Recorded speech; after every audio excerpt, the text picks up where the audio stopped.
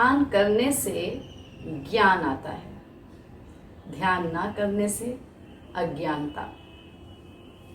ये हम सबको तय करना है कि हमें क्या करना है। महर्षि पतंजलि ने कहा है, योगश्च चित्त वृत्ति निरोध। चित्त की वृत्तियों को रोकना ही योग है।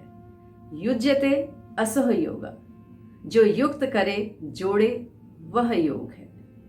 योग एक ऐसा दर्शन है जो मनुष्य को उसकी आत्मा से जोड़ता है।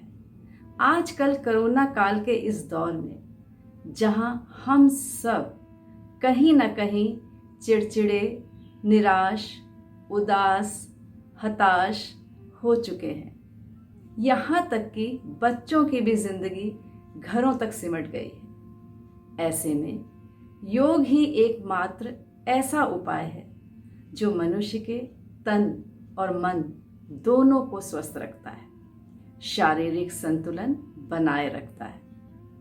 आज अंतर्राष्ट्रीय योग दिवस पर मैं सुमन द्विवेदी समस्त योग गुरुओं को सादर नमन करती हूँ कि जिन्होंने अपनी योग साधना, योग सेवा, योग जागृति अभियान से देश को स्वस्थ रखने का बीड़ा उठाया है।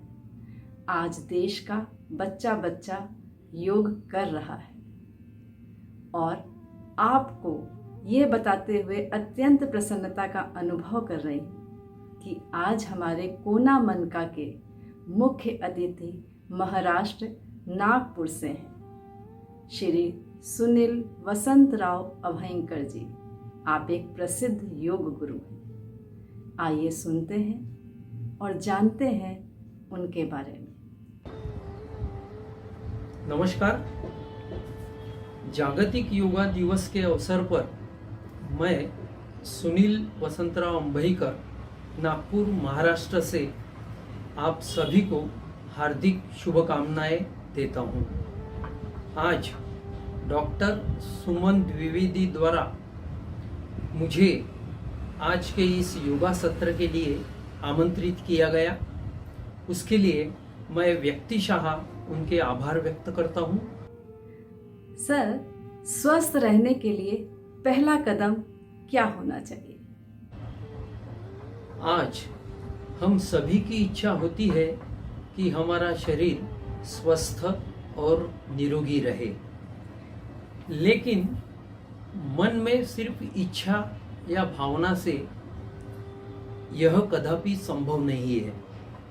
उसके लिए हमें निर्धार करना पड़ेगा, साथ ही संकल्प भी करना पड़ेगा। तो देर किस बात की, हम सभी की इच्छा जरूर पूरी होगी। बस हमारे शरीर के लिए कुछ समय का योगदान हमें देना है। जी सर, आपने बिल्कुल सही कहा कि केवल इच्छा मात्र से कुछ नहीं होता। संकल्प को धारण कर दृढ़ता से आगे बढ़ना होगा। मैंने सुना है कि आप बचपन से योग करते थे और आज भी कर रहे हैं। अपने बारे में कुछ बताइए। मुझे बचपन से ही योगा में रुचि थी, इसीलिए स्वस्थ और निरोगी शरीर के लिए मैंने योगा से जुड़ने का संकल्प किया। आज इसी के कारण मुझे स्वस्थ और निरोगी शरीर का एहसास होता है। आप सभी को मैं आज जागतिक योगा दिवस पर स्वस्थ और निरोगी शरीर के लिए शुभकामनाएं देता हूँ तथा अनुरोध भी करता हूँ कि आप भी योगा से जुड़ने का संकल्प करें। रोज करो योगा, योगा से ही होगा, यह भावना मन में ठान लो और हो जाओ तैयार साथियों, हो जाओ तैयार। कुछ महत्वपूर्ण और सुलभ योग मैं आज आपके समक्ष करके बताऊंगा। वैसे तो इस योगा सत्र में सभी योगाओं का अंतर्भाव करना कदापि शक्य नहीं। कुछ योगासन ऐसे बताइए जो हर वय के लोग सहजता से घर पर कर सके। तो चलिए शुरू करते हैं आज का अपना योगा सत्र। हमें कल करे सो आज कर, आज करे सो अभी, इस तत्वावधान से ध्यान में रखते हुए यह कार्य करना है। आइए हम सब मिलकर अंतर्राष्ट्रीय योग दिवस पर श्री सुनील वसंतराव अभयंकर जी के साथ कुछ योगासन करें।